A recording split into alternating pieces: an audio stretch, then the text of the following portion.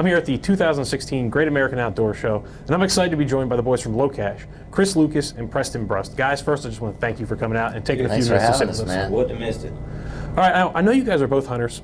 I wanted to ask you to talk to me a little bit about why you were so driven to work with NRA country, and the NRA in particular, before tonight's show. I mean, I particularly, I know other people have their thoughts, but I believe in the NRA. I think it's great, and I have a bunch of guns myself. Hopefully I'll never have to use them other than on a bird or a deer, but I think it's awesome, man. We hunt. It's very peaceful for me to sit in the woods, and I didn't grow up hunting. He did, and he got me into it, and I just fell in love with it, man. It's just the nature part of it. So I've been in it ever since, and then he's still getting me into it, but now I'm more of a gun collector now, which I love. Okay. I love collecting the guns, and I think the more you know about them, the safer everything is. I grew up with guns in the house since the day I was born, and my daddy had guns, and he would, hand guns down to me and my brothers. We would, when you turn 12 years old, you got a gun in the house, and he would give one of his guns to us. And mine was Winchester 22 pump, and it's like, he was like my best friend. I'd go out in the yard and out back, and I'd shoot, and he'd take me out in the country and teach me how to, sight it in and load it and all the safety precautions, And so from an early age, I just could handle guns, and it's always been part of our life. It's always been part of our house, and we kept it, kept all the guns locked up in the gun cabinet, and it wasn't safe or anything, but it still had a lock on it. And we just knew, you didn't unlock that cabinet unless Dad was with you, and we all knew where the key was, but we were just a bunch of country folks that just respected the guns and respected the rules of the house. And we knew when it was time to go hunting, man, we'd go down there and he'd unlock the cabinet, we'd pull the guns out, and it was, the night before hunting season and stuff generally. Man, it was fun times. So, growing up, it's tradition for me. And I always remind Chris, he has a little boy at the house, of some of the rules that I grew up with, it's just, it's been an easy thing for me to transition into with my family, having guns in the house. I got a shotgun right under the bed all the time, that's best, ADT. I don't need ADT, I got a shotgun right there, let's go, come on.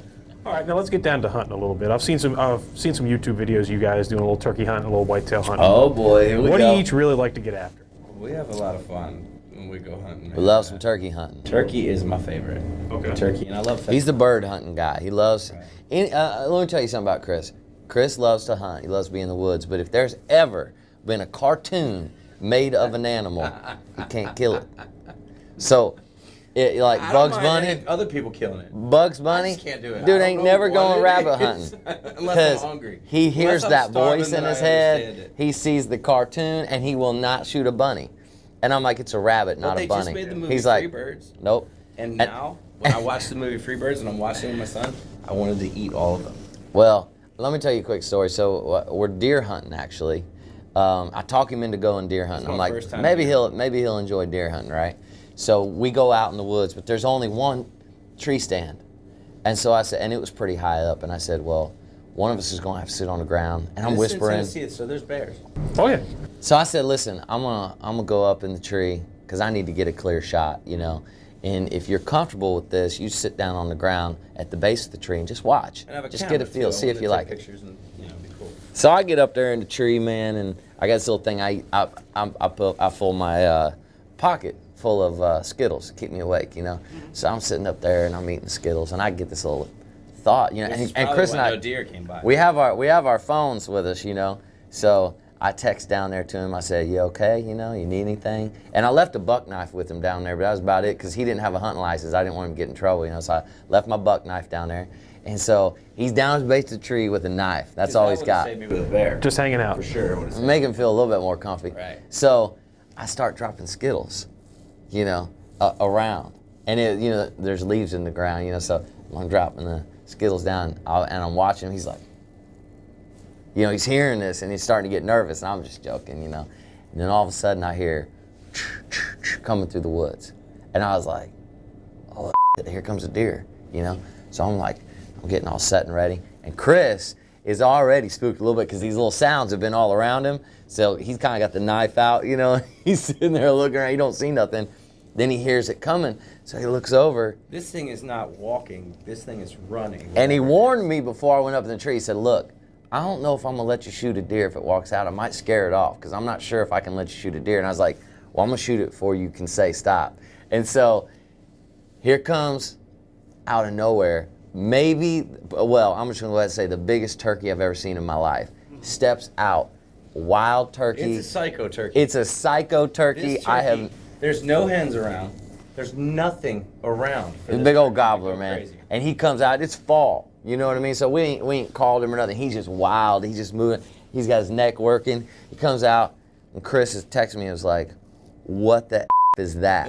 Dude, he's like... Because I told him a deer's going to be coming. And here comes this big old pterodactyl dinosaur looking thing. And it's huge. Biggest turkey I ever laid my eyes on. And I'm like, this is incredible. Meanwhile, Chris is like... So he's like, he texts me, he's like, dude, what is that? And I'm like, that's a turkey. And he writes back. Like, that's a turkey on crack. I said, that's a turkey on crack. He writes back, kill him now. Dude, he's coming at us too. He's coming in full blown, you know. And Chris is freaking out. So that was his first day hunting. So now I want to go turkey hunting. Yeah. Okay. So turkey's But I love to deer hunt too. And in fact, I was just looking at I got a deer in Ohio that with my buddy Eric, and he runs a quality deer management. He's awesome, and it's all natural. And he took me hunting for 3 days and got my biggest buck of my life bow hunting. I got a 146. So that was pretty cool. Yeah, that's a nice buck. Yeah. And so the crazy psycho turkey is, that's all it takes. That's what you visualize every time you get one in your sights. Every time. And he's killed some turkeys. Oh, I've killed some birds and some pheasants, but I mean nowadays I would probably shoot a deer too. I mean as long as I'm eating it, I have no problems with it. But like when I had a camera one day, we were going deer hunting when he got that buck. I may have saw. I mean I only had a camera, so I couldn't shoot it. I probably would have shot this deer. It was so big. But I told him it was coming too late. He already shot a bow, but it was cool. Yeah. So it was pretty cool. But that turkey, that psycho turkey, is somewhere around here. All right. Tennessee. Well, he's not Still around alive. here. No, He's not in around here, but Tennessee. he's in Tennessee. He's following Still you. alive. Yeah. And he's looking for me. He's good for him. That was a big ass turkey, boy. He was huge. Well, as long as Disney doesn't put out a movie where there's a turkey. Well, they did. But they did, Well, and they I was did. a little worried Universal about did. it. I was like, dang it, Disney. But now it doesn't. You know, ruined turkey hunting for me, man, because Chris is going to see this cartoon, and he's going to call me freaking out. Every time I saw it, I wanted to shoot him with a bow. Or a gun, either one. Got nervous. All right, now with that in mind, you guys were talking to me a little bit before we turned the cameras on. You said you have seen some of the show. The Outfitter Hall is one of the bigger attractions. It's actually one of the biggest halls they've got here. And there are guys from all over the world in there letting you book hunts. Do either one of you have like a real dream hunt, something you really want to get after? Yeah. I think we're both kind of trying to get on an elk hunt right now. I know Preston, that's his dream, to get on an elk. I would definitely shoot an elk. Because they say that's better than turkey hunting, and I love the adrenaline of turkey hunting. You know, I think for me, it would be to fulfill my dad's dream hunt. My dad's been wanting to hunt a mule deer, a big muley, his whole life. And he's getting a little bit older. And so I'd like to go. I mean, I wouldn't mind going mule deer hunting too. So I think that would be fun to see that dream for him, and I get to do it with him too. You know, that'd be pretty fun. All right. Now, one last thing, guys, before I let you go. You have seen some of the show. I know you were just talking about how you really love to get into the gun hall a little bit more. What have you really been taken with? What have you seen that just really impressed you and that you'd love to see a little bit more of? I think the American people, man. I love that it's crowded. I love that it's packed. I love that. And just walking around, everybody's so nice. Everybody's, I mean, there's a lot of people here, and you wouldn't think, people are going to be running into you, but somebody hits you, it's, excuse me. Everybody, even the vendors, they just want to know. They didn't know who I was just walking around. But everybody was so nice to me, and I think it's interesting some of the stuff that's being made nowadays. The technology in hunting, and even so, we were talking to another technology that has like a a bacteria smell that gets rid of smells, which we really need on our bus because we have 10 guys on our bus and it smells very bad. I think we're going to buy one today. Hunting equipment doesn't even compare to I'm 10 a guys sucker on a for bus. every booth, man. I'm the guy that buys everything. So I got the big bag, and I disappeared for a while. Chris was like, "Where were you?" And I came back with like 5 bags full of just all kind of stuff. Seriously impressed. Someone's got to keep the industry going. Dude, I love the turkey fan.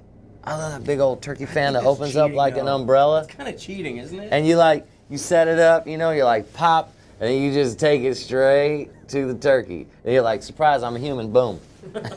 It's awesome. It's great. That can get a lot of guys like it. It's a great tactic. It can get a little risky if you're on public land, though. Oh yeah, I thought about that. Because you got old John sitting over there on a Saturday morning. He's gun happy. And one eye working. I'm like, oh boy, here we go. Yeah, that looks like a turkey to me, Charles. Pull the trigger. I know he's 150 yards away. Point up. All right, fellas. Well, first, I want to thank you for taking a few minutes to sit down with me and talk about it. But have a great show tonight. Thank and, you. Good luck. And thanks for having Appreciate us. it. Thanks for having us, brother. Thank you, brother.